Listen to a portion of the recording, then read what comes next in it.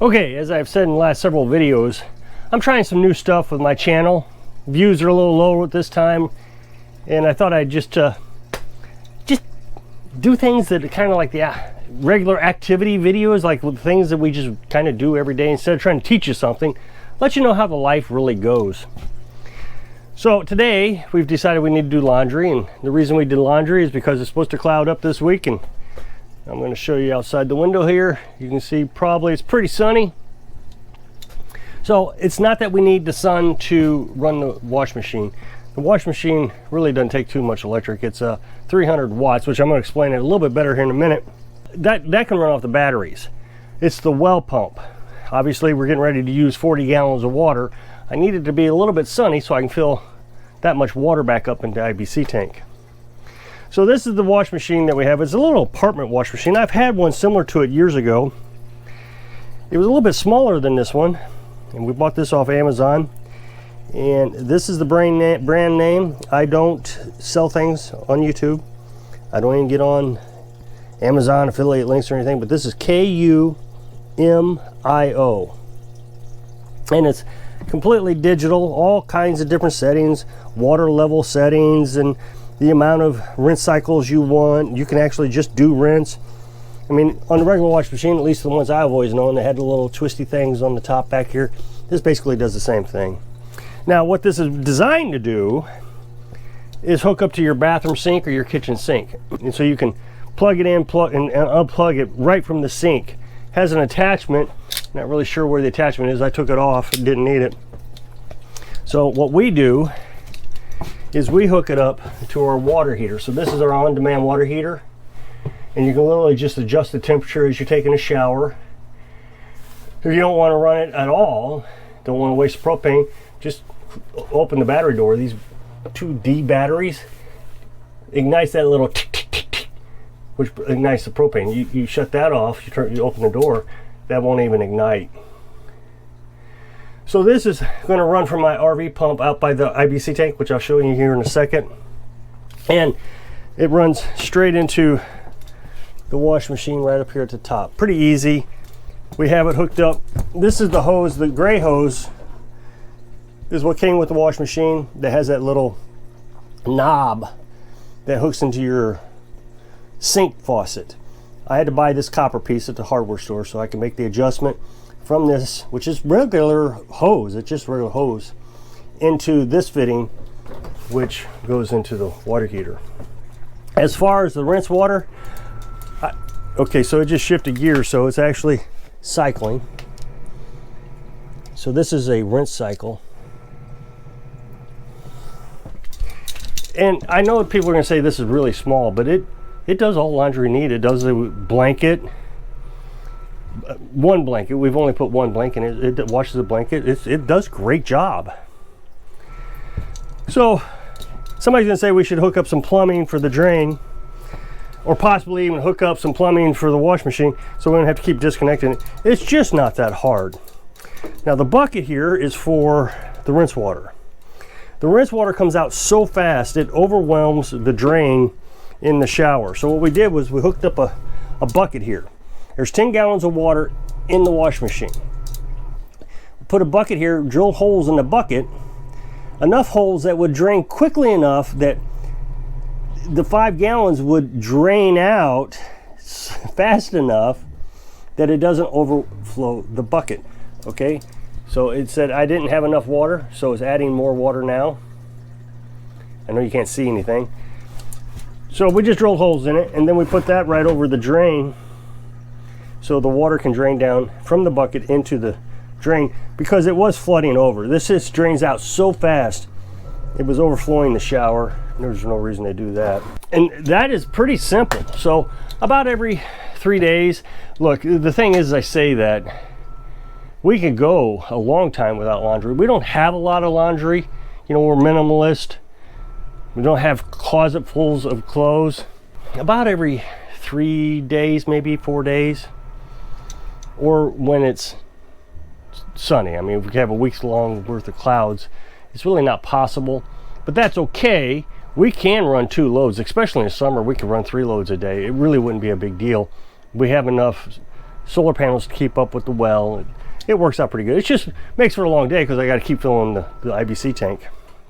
So I'm going to come out to the IBC tank, which is this hose. This hose runs to the IBC tank right here.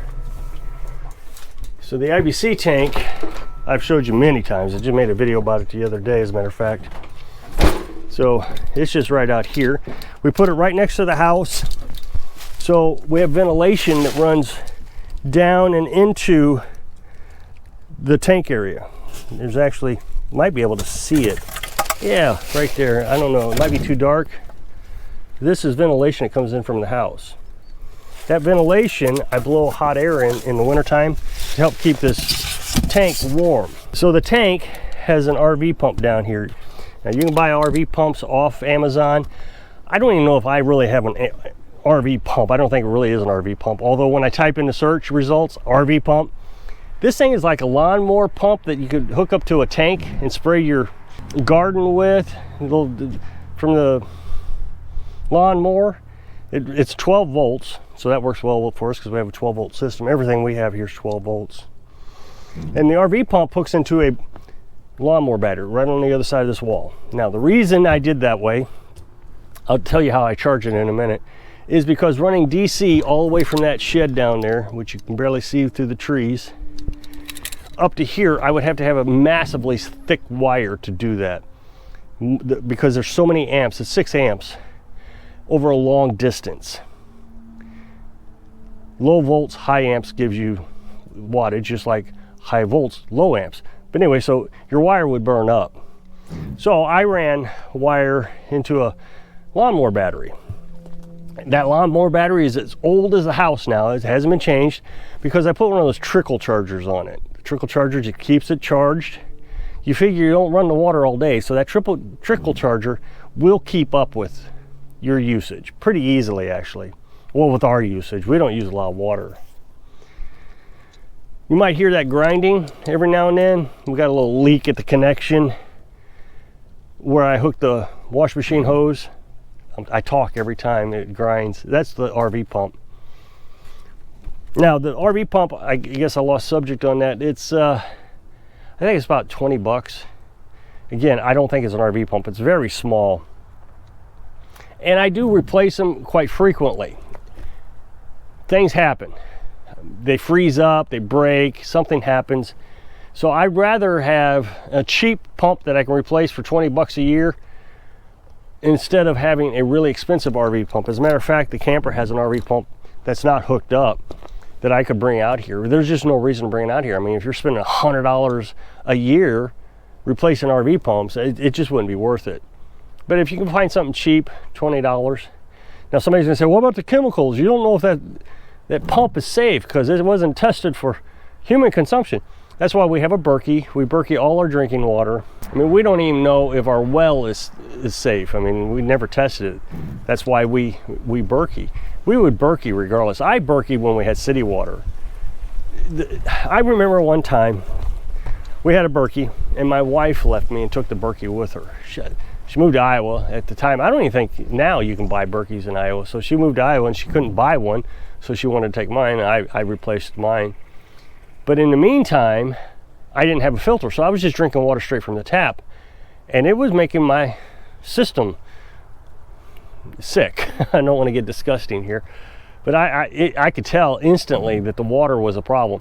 So I went to Walmart that night once I started realizing what was happening and got just a faucet filter. You just hook it straight to the faucet and then you can turn it. And I instantly got better. So I went ahead and ordered a Berkey. At the time, you know, I was trying to get my finances straight, so I didn't go out and buy one right away. I was kind of putting it on the back burner, but then when I realized I was getting sick, I put it on the front burner. Now, I'll fill this up after we get the laundry done. So we've went through 2 cycles, fills on the wash machine. It's already used about half. I would say it was probably pretty close to full. I don't know, maybe 10, 20 gallons was out of it. So it uses a lot of water, I guess, for our purposes, you know, from our standards. We don't use a lot of water. As a matter of fact, yesterday I came out to fill it and it was completely full. We'd only use maybe a gallon or 2. out of it, so it didn't take any time to fill. Now, what Carolyn used to do is she had these tubs over here to do laundry, these sinks. Now they're just kind of, I use one to catch rainwater over there by the well. You might be able to see it. It's right there underneath the roof, catches rainwater. I do that for toilet water. And then we have both of them sitting here, so she'd use one to wash with and the other one to rinse with. But we don't have to do that anymore. Now what she would use is a toilet plunger, a new one. I know somebody's gonna be sarcastic, that's gross. Because the reason I know is because people say it all the time. You know, you go buy a new one, you don't use it in a toilet and then do your laundry. And the thing is they're trying to imply I'm stupid for using a toilet plunger. That's gross, you're stupid. And you're just being stupid and not thinking, oh, I can go get a new one. Okay, you might be able to hear the RV pump running now. I'll put my mic down there. Maybe you can hear that now. I'm deliberately not looking at the camera so you can hear my voice. So that pumps 3 gallons a minute at 30 psi. Now that's pretty important because when you have that water heater that I showed you, the water heater won't kick on unless you have 30 psi. Now I think that pump actually goes up to 60 psi, but I throttle it down because it made this hose stretch so bad. Everything leaked all the time. It was just too much pressure. So you can throttle it down pretty easy, one little screw. Now, the way this operates, it's pretty nice. I would put one in a regular house if I ever had a regular house. So this thing doesn't work properly, but it taught us a huge lesson. There's something wrong with the computer in there. So when the water kicks on, this is shut, and you hear that just like you would on your barbecue pit, your grill, when you push the button. Same thing happens here. So it creates a little spark, ignites the propane. So as the water's coming through, there's a small tank. It says, they call them tankless, but it's not tankless, it's on demand. And that water holds in that tank for a period of time, obviously, as it's traveling through. So the hotter you turn it up, the hotter that little tank of water becomes as it comes out. So, and when I say small, I mean, obviously it can't be huge, but I put it in the palm of my hand like that. So that's how you adjust it. You can also adjust the flow, how much water comes out at a time. You can slow it down. So that is good if you want really hot water. We can get water nearly, I think it's 130 degrees, 125 degrees. When we turn this up all the way and then slow the water flow down. So that means that the water is staying in that tank longer, getting hotter. So it's just about time and heat. How much time you're putting to the water and how much heat you're putting to the water. And so you adjust it as you take a shower. The thing we have to consider as the water temperature gets colder in the wintertime, the showers don't get as hot. So you turn that heat all the way up, and then you got to slow the water down so you're not getting as much flow. But then again, in the summertime, the water temperature outside gets pretty hot. It can get up to 80 degrees outside. So you really then have to turn your water down, your heat down, I should say, and your water up. So your flow is very high and your heat is very low.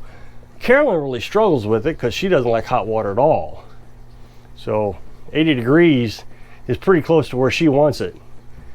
I like hot showers, really hot showers, almost scalding, I would say. So it's hard for me to get enough heat in the wintertime. So that's the process for doing laundry.